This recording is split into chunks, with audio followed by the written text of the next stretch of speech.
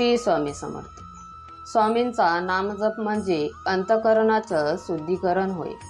तर मित्रांनो, आपल्या मनात अनेक गोष्टी साठलेल्या असतात। राग, द्वेष, चिंता, भीती या सगळ्यांचं शुद्धीकरण करणारा उपाय म्हणजे स्वामी समर्थांचा नामजप। ओम श्री स्वामी समर्थाय नमः किंवा ओम श्री स्वामी समर्थ या तारक मंत्राचा जप केल्याने अंतर्मन निर्मळ होतं, मनातील नकारात्मक विचार निघून जातात आणि भक्तीचं बीज रुजतं।